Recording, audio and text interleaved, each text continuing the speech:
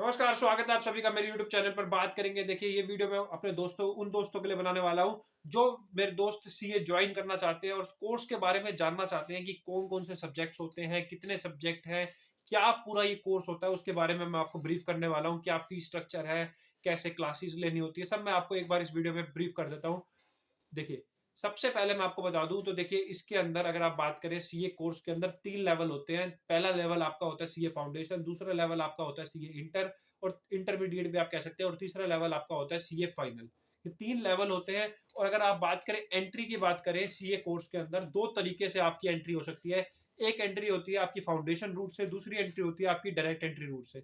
अब आप पूछेंगे कि डिफरेंस क्या है दोनों में, तो मैं आपको बता दूं। देखिए, डायरेक्ट एंट्री रूट में ये होता है कि अगर आपने ग्रेजुएशन या फिर पोस्ट ग्रेजुएशन कर रखी है तो आपको डायरेक्ट जो फाउंडेशन वाला लेवल होता है वो एग्जाम्प्ट हो जाता है। आप डायरेक्ट सीए इंटर वाले लेवल में आप उसके एग्जाम दे सकते हैं। फिर आपको वो दो लेवल क्लियर करने हैं, एक इंटरमीडिएट और एक फाइनल का। आपको वो फाउंडेशन क्लियर करके नहीं आना जो एक नॉन यहाँ पर ग्रेजुएट को करना पड़ता है। अगर आप 12th की बात करना चाह रहे हैं तो आपको पहले फाउंडेशन देना पड़ेगा, उसके बाद इंटरमीडिएट, उसके बाद फाइनल।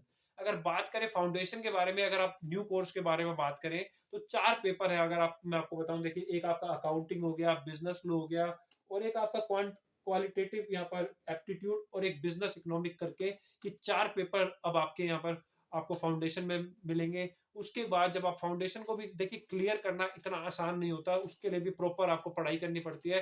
कोई कहते हैं हवाबाजी में, कहते हैं कि यहाँ पर आसान है, गोले मारने होते हैं। अब वो बात नहीं रही, पहले वो होता था।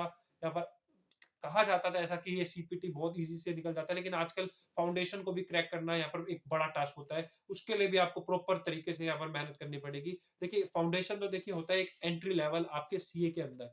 असली जर्नी आपकी शुरू होती है इंटरमीडिएट में।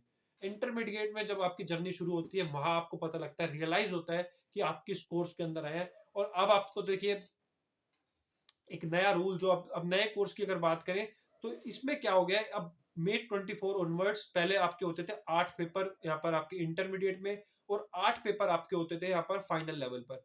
बट अब ये रिड्यूस होकर 6-6 पेपर हो गया है। और जो एक एक पेपर जो आपके रिड्यूस हुए हैं, उनको एक तरीके से सेल्फ बेस्ड में डाल दिया है। सेल्फ बेस्ड मैं आपको बता दूं कि क्या होता है। सेल्फ बेस्ड में ये होता है कि आपको सेंटर पर जाकर आपके पेपर होंगे, बट उनके जो नंबर होंगे ना, वो आपके पास फेल होने से कोई लेना देना नहीं है।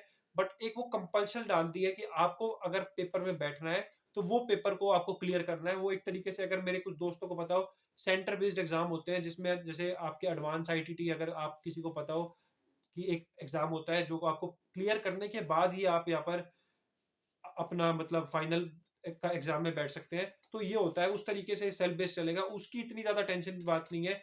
मेन मुद्दा है आपके अब 6-6 पेपर हो चुके हैं, दोनों की बात करें, इंटर की और फाइनल की। इंटरमीडिएट क्लियर करने के बाद फिर आप जाते हैं फाइनल लेवल पर।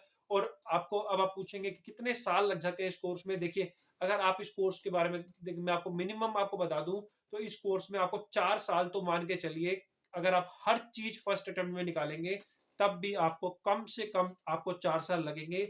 और अगर एक मैक्सिमम तो देखिए इसकी कोई लिमिट नहीं है, लेकिन ऑन एन एवरेज आपको 5 साल तो मान के चलिए कि एक आध बार कहीं आप रुक गए, अटक गए, कुछ खुदा ना खास्ता कुछ हो जाए, तो मतलब 5 साल आप लेके चले इस कोर्स को। अगर आपके पास 5 साल है इन्वेस्ट करने के लिए तो आप लेकर चले, क्योंकि इस कोर्स में उतनी ज्यादा आपको वो 5 साल ना एक तरीके से आपको कई बार वो फीलिंग भी आ सकती है कि आप बेरोजगार टाइप सी फीलिंग आ सकती है। क्योंकि देखिए, इस पीरियड में आपको एक आर्टिकलशिप करनी होती है, लेकिन आर्टिकलशिप जो होती है ना, वो आपके लर्निंग के लिए तो बहुत लाजवाब होता है वो पीरियड। लेकिन उसमें इतना स्टाइपेंड नहीं मिलता, उतनी आपको पे नहीं मिलती जो आप जितना आप मेहनत करते हैं। तो ये एक बड़ा यहाँ पर एक चैलेंज रहता है। उसके साथ साथ स्टडीज को मैनेज करना एक बड़ा चैलेंज रहता है। अब क्या नया रूल आ चुका है, अब तो आपको नए कोर्स में क्या करना है, आपको पहले इंटरमीडिएट क्लियर करना है, उसी के बाद आप आर्टिकलशिप कर सकते हैं। ये एक अच्छा स्टेप मैं कहूंगा, क्योंकि कई बच्चे फंस जाते थे कि इंटर के क्लियर नहीं हुआ एक ग्रुप और अपना क्लासेस वो ले रहे हैं, आर्टिकलशिप कर रहे हैं, और फिर ना इधर के रहते थे ना उधर के रहते थे। लेकिन ये एक अच्छा स्टेप जो मेरे नए दोस्त ज्वाइन करने वाले हैं उनको बता दूं। देखिए, अब थोड़ा सा आसान हो चुकी है चीजें। आसान ये हो चुकी है कि पेपर थोड़े कम हो चुके हैं, और एक बेहतर, सबसे बेहतरीन चीज, आर्टिकलशिप का पीरियड काफी कम हो चुका है। 3 साल से अब 2 साल कर दिया गया है। स्टाइपेंड भी थोड़ा सा अब यहाँ पर आईसीआई ने बढ़ा दिया है।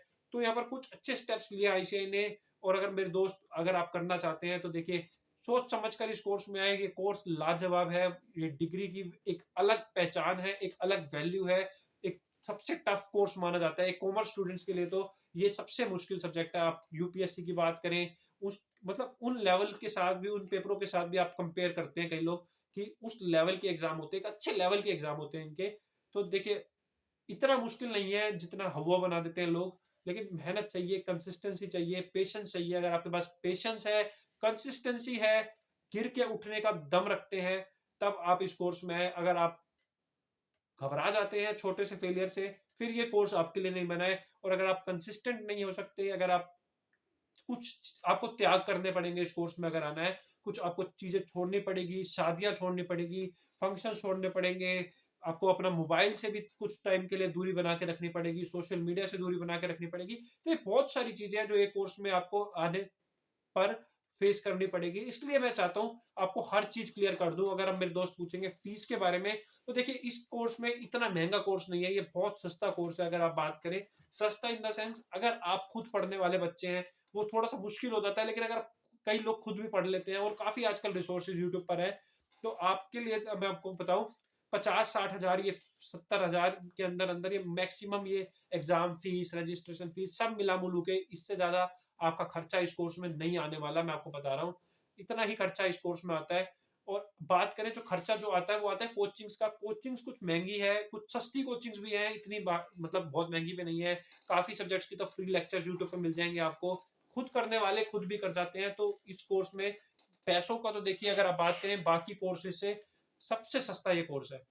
तो देखना दिलचस्प रहेगा, मतलब आप क्या, आप सोच समझ के आए। देखिए इसमें डायरेक्ट एंट्री रूट से कुछ आना चाहते हैं मेरे दोस्त, तो ग्रेजुएशन अगर आपने कर रखी है तो आप डायरेक्ट यहाँ पर इंटरमीडिएट में एडमिशन ले सकते हैं। तो ये सब कुछ बातें थी। अगर आपको कोई और भी सवाल है आपका मेरे से, जो आप पूछना चाहते हैं, बेझिझक होकर कमेंट बॉक्स में कमेंट कर दे। आपका दोस्त विपुल आपको हर एक सवाल का जवाब देगा, ये मेरा आपसे वादा है।